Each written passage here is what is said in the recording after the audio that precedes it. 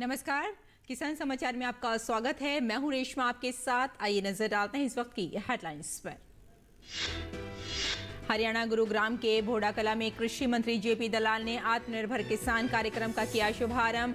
अत्याधुनिक खेती के बारे में किसानों को किया जाएगा जागरूक।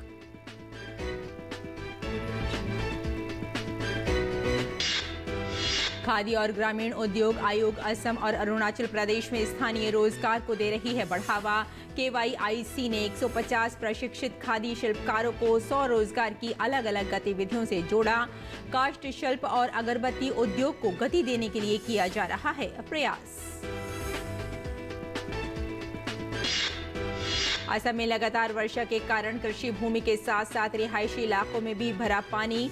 20 जिलों के 2 लाख से अधिक लोग हैं बाढ़ की चपेट में। बाढ़ और भूस्खलन के कारण 6 लोगों की मौत। बाढ़ से प्रभावित 33,000 लोगों को राहत शिविर में पहुंचाया गया।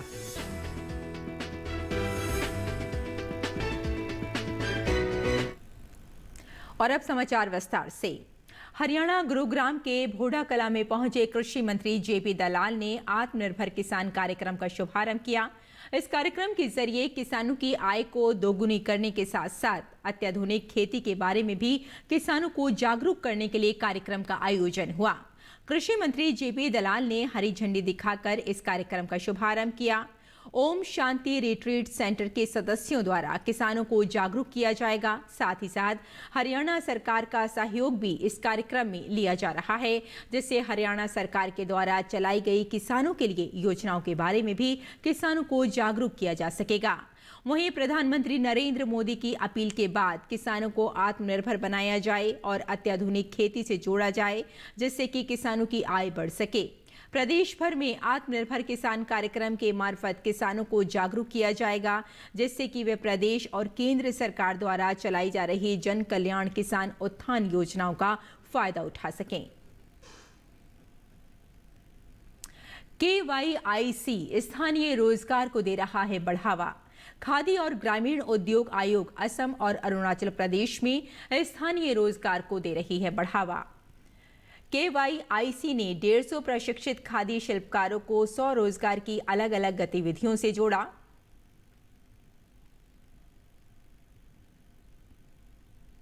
रोजगार को बढ़ावा दे रहा है। KYIC काष्ठ शिल्प और अगरबत्ती उद्योग को गति देने के लिए किया जा रहा है ये प्रयास। KYIC के अध्यक्ष ने अरुणाचल प्रदेश के तवांग में 50 शिल्पकारों को काष्ठ कला की मशीनें वितरित की हैं। गुवाहाटी असम में अगरबत्ती बनाने वाली 50 मशीनें और अचार बनाने वाली 50 मशीनों का किया वितरण। पहली बार KYIC ने मशीनों द्वारा काष्ठकला का प्रशिक्षण देने का कार्यक्रम भी शुरू किया है। स्थानीय लोगों को ये रोजगार दे रहा है और अरुणाचल प्रदेश के स्थानीय युवाओं को दिया जा रहा है प्रशिक्षण। तवांग के स्थानीय जनजातीय युवाओं के लिए स्थायी रोजगार उत्पन्न हो सके, इसके लिए प्रशिक्षण दिया जा रहा है। KYIC स्थानीय रोजगार को बढ़ावा मिल रहा है और कार्यक्रम का उद्देश्य राज्य की पारंपरिक काष्ठकला को दोबारा जीवित करना है और साथ ही सभी काष्ठ शिल्पकार BPL परिवारों से संबंधित हैं और KYIC 20 दिनों का प्रशिक्षण देता है। प्रशिक्षण पूरा हो जाने के बाद शिल्पकारों को मशीनें भी प्रदान की जाती हैं।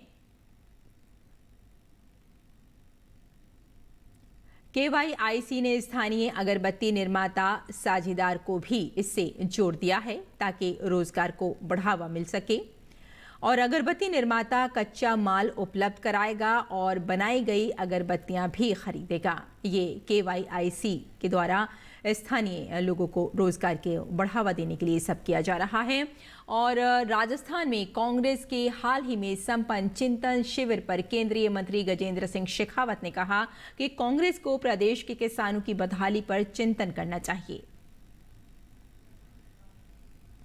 में यदि कांग्रेस पार्टी ने इस बात की चिंता की होती कि जो वादा उन्होंने 4 साल पहले प्रदेश के किसानों से किया था कि संपूर्ण कर्ज माफी करेंगे, आज राजस्थान के 9 लाख किसान जो हैं वो अपनी जमीन बैंक द्वारा नीलाम किए जाने की प्रक्रिया के से त्रस्त हैं। राजस्थान के किसानों ने सोशल मीडिया पर फेसबुक लाइव करके और सुसाइड किया और अपने आप के अपनी जो है उस दुर्गति के लिए जिम्मेदार राजस्थान की सरकार को माना है। राहुल गांधी साहब खुद यहाँ आकर के हमको 1 से 10 की गिनती पढ़ा करके गए थे।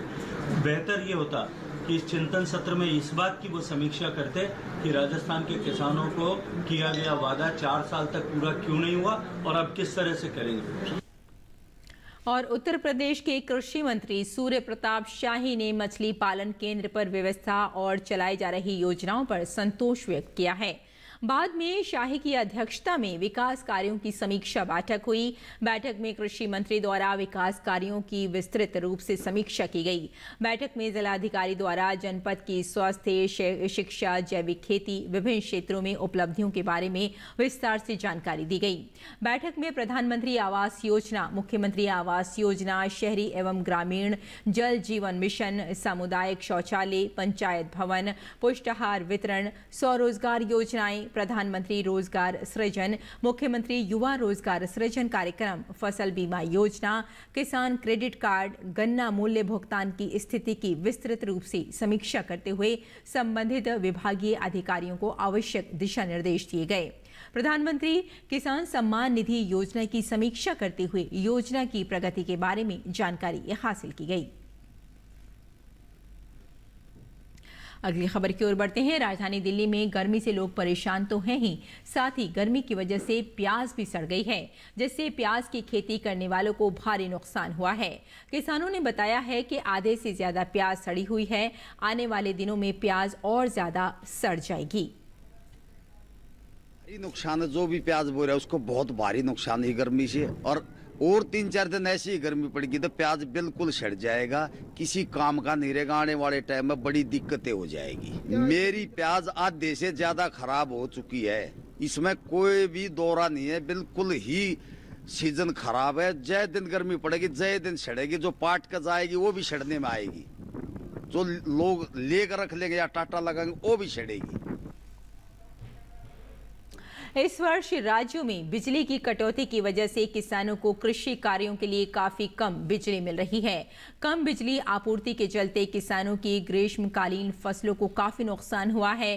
किसान अपने कृषि कार्य कर सकें, इसके लिए राजस्थान सरकार ने बिजली आपूर्ति को बढ़ाने का फैसला लिया है। राजस्थान के ऊर्जा राज्य मंत्री ने वीडियो कॉन्फ्रेंसिंग के माध्यम से आयोजित बैठक में प्रदेश में बिजली आपूर्ति व्यवस्था की समीक्षा की।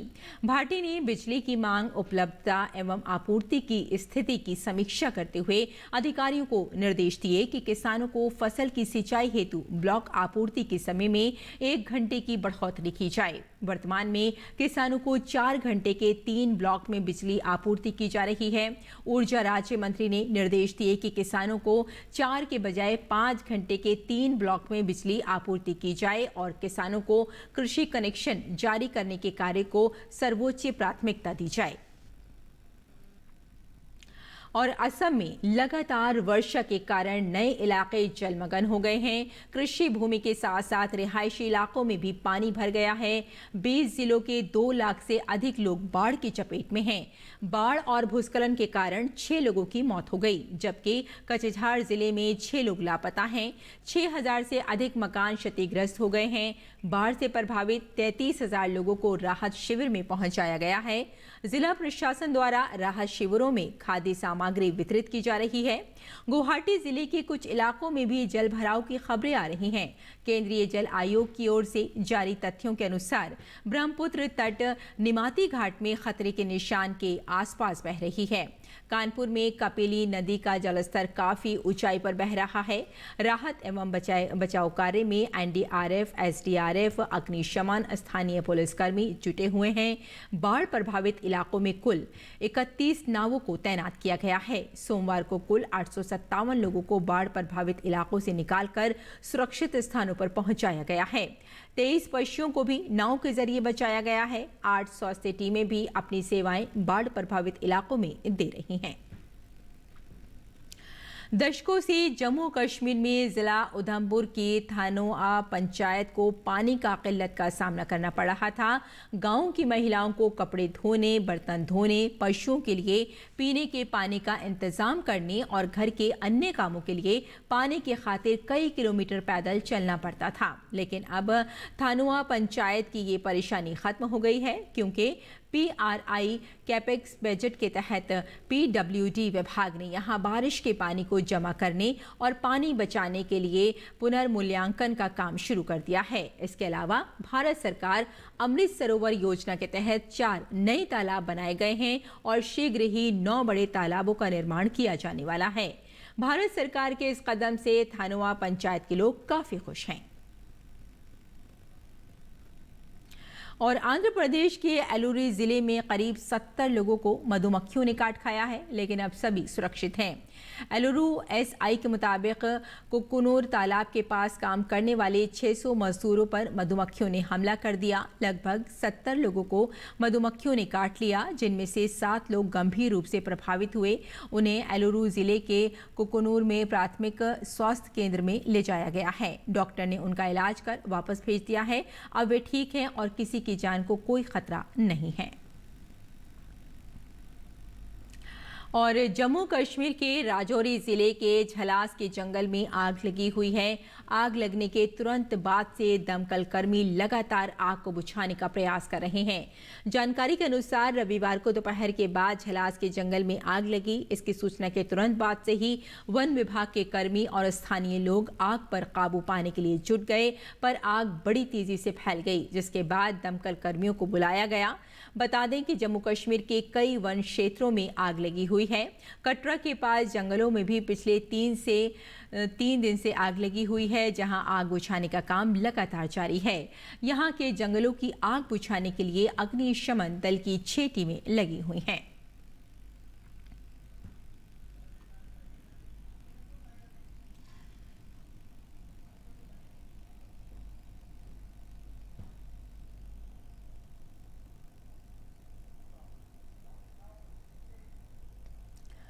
और अब बात करते हैं मंडी भाव की। आइए देखते हैं कि देश भर की मंडियों में क्या रहा भाव।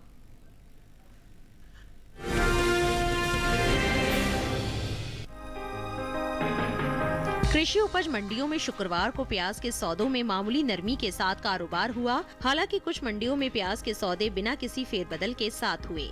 वहीं बात इसकी आवक की करें तो इन दिनों अधिकतर मंडियों में प्याज की आवक सामान्य बनी हुई है। एग्मार्क नेट के अनुसार कृषि उपज मंडियों में प्याज के भाव इस प्रकार रहे। देश में प्याज की उपज में अहम स्थान रखने वाले राज्य महाराष्ट्र की लासलगांव मंडी में प्याज के सौदों में कमजोरी के साथ कारोबार हुआ। यहाँ 14 मई को प्याज का भाव था 890 रुपए, 16 मई को इसके भाव में 40 रुपए की नरमी आई और भाव 850 रुपए पर आ गया। वहीं गुजरात की सूरत मंडी में भी इस दौरान प्याज के सौदे नरमी के साथ हुए। यहाँ 14 मई को प्याज का भाव था 1100 रुपए, 16 मई को इसके सौदे 150 रुपए लुढ़क कर 950 रुपए पर हुए। हालांकि राजस्थान की गोलूवाला मंडी में बीते 2 दिनों के दौरान प्याज के भाव स्थिर रहे। यहाँ 14 और 16 मई को प्याज 1000 रुपए पर बिकी। वहीं उत्तर प्रदेश की शादाबाद मंडी में भी स्थिर भाव का सिलसिला जारी रहा। यहाँ 14 मई को प्याज का भाव रहा 1150 रुपए, जो कि 16 मई को भी 1150 रुपए पर टिका रहा। वहीं बात प्याज की पैदावार की करें तो इस साल घरेलू स्तर पर प्याज की उपज बीते साल से ज्यादा रह सकती है। कृषि मंत्रालय की ओर से बागवानी फसलों के लिए जारी तीसरे अग्रिम अनुमान के मुताबिक देश में प्याज की उपज बीते साल से 7 लाख टन से ज्यादा हो सकती है। साल 2020-21 में प्याज की कुल उपज 2,68,30,000 टन रहने का अनुमान जताया गया है, जबकि बीते साल की समान अवधि के दौरान पैदावार 2,60,91,000 टन रही थी। आपको बता दें कि देश से होने वाला सब्जियों का निर्यात इस साल 5% बढ़ा है। एपिडा की ओर से हाल ही में जारी ताज़ा आंकड़ों के अनुसार वित्त वर्ष 2021-22 में अप्रैल से फरवरी महीने के दौरान देश से कुल सब्जियों के निर्यात में 7,514 टन की बढ़ोतरी देखने को मिली है। बीते 11 महीने के दौरान सब्जियों का कुल निर्यात 21,01,000 टन के पार पहुंच गया है, जबकि बीते साल इस दौरान निर्यात महज 20,94,293 टन का ही हो सका था।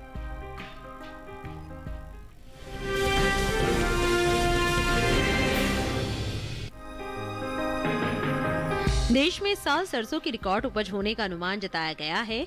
कृषि मंत्रालय की ओर से हाल ही में जारी दूसरे अग्रिम अनुमान के मुताबिक साल 2021-22 के दौरान घरेलू स्तर पर रबी सरसों की पैदावार में 12,49,000 टन की बढ़ोतरी देखने को मिल सकती है, जिसका असर कृषि उपज मंडियों में सरसों के भाव पर पड़ सकता है।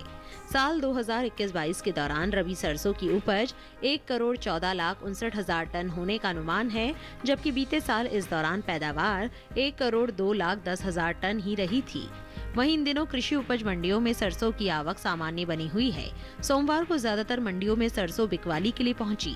बात इसके हाजिर भाव की करें तो एग्मार्कनेट के अनुसार राजस्थान की जोधपुर मंडी में 14 मई को सरसों का भाव रहा 7,000 रुपए।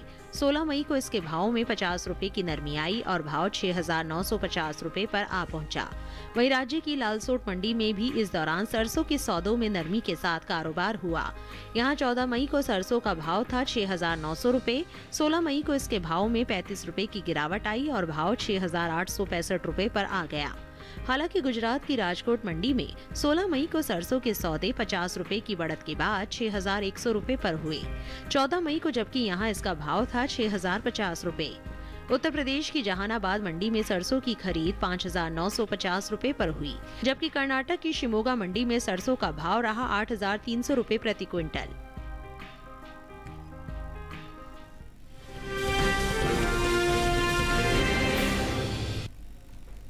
और अब बात करते हैं मौसमी खेती की और जानते हैं कि इस मौसम में किसान कैसे रखें अपनी खेतों का ख्याल।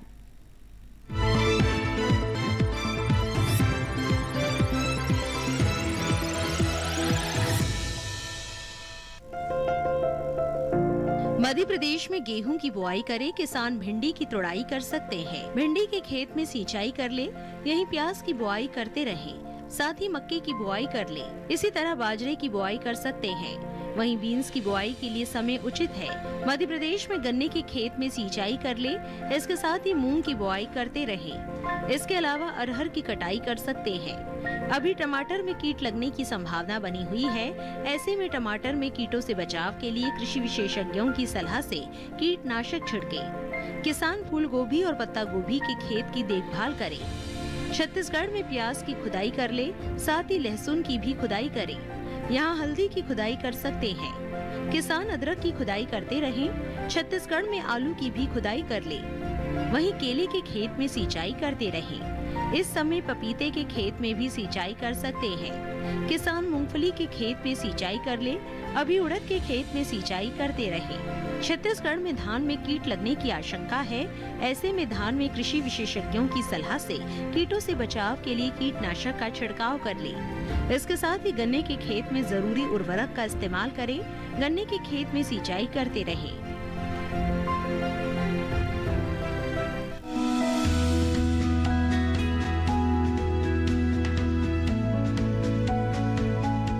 टमाटर के लिए जीवांश वाली बलुई दोमट और दोमट मिट्टी इसके लिए ज्यादा उपयुक्त होती है। 1 हेक्टेयर बुआई के लिए सामान्य किस्म का 400 से 500 ग्राम बीज चाहिए, जबकि संकर किस्म का 150 से 200 ग्राम बीज ही पर्याप्त। और खेती किसानी के साथ साथ आइए नजर डाल लेते हैं कुछ और महत्वपूर्ण खबरों पर, यानी सेगमेंट खास खबर। प्रधानमंत्री नरेंद्र मोदी ने आईआईटी मद्रास के नेतृत्व में कुल 8 संस्थानों द्वारा बहु संस्थान सहयोगी परियोजना के रूप में विकसित 5G टेस्ट बेड का शुभारंभ किया। टेस्ट बेड भारतीय उद्योग और स्टार्टअप के लिए एक सहायक इकोसिस्टम को सक्षम बनाएगा, जो इन्हें 5G और अगली पीढ़ी की प्रौद्योगिकियों में अपने उत्पादों, प्रोटोटाइप, समाधान और एल्गोरिदम को सत्यापित करने में मदद करेगा। रक्षा मंत्री राजनाथ सिंह ने मुंबई में भारतीय नौसेना के विध्वंसक युद्धपोत INS सूरत और युद्धपोत INS उदयगिरी का शुभारंभ किया।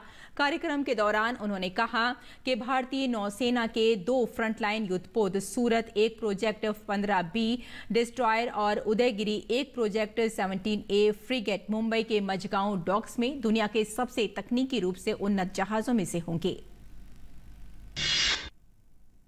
सीबीआई ने कांग्रेस के वरिष्ठ नेता और पूर्व वित्त मंत्री पी चिदम्बरम के बेटे कीर्ति चिदम्बरम के 10 ठिकानों पर छापे मारे हैं। इस दौरान केंद्रीय जांच ब्यूरो ने कीर्ति के खिलाफ नया मामला दर्ज किया है। उन पर 250 चीनी नागरिकों को वीजा दिलवाने के लिए कथित तौर पर 50 लाख रुपए की रिश्वत लेने का भी आरोप है।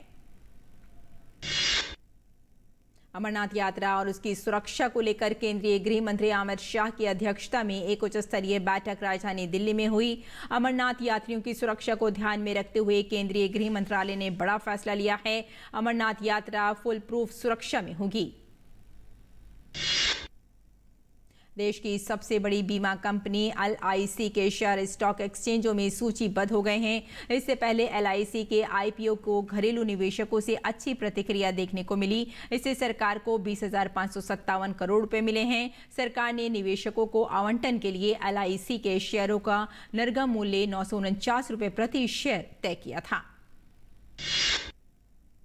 देश भर में पिछले 24 घंटों में कोरोना के 1,596 मामले दर्ज किए गए हैं। वहीं पिछले 24 घंटों में 2,467 मरीज उपचार करवाकर स्वस्थ हो चुके हैं, जिसके बाद देश में रिकवरी रेट 98.75% हो गया है। वहीं साप्ताहिक पॉजिटिविटी रेट वर्तमान में 0.59% है। दैनिक पॉजिटिविटी रेट भी 0.44% है।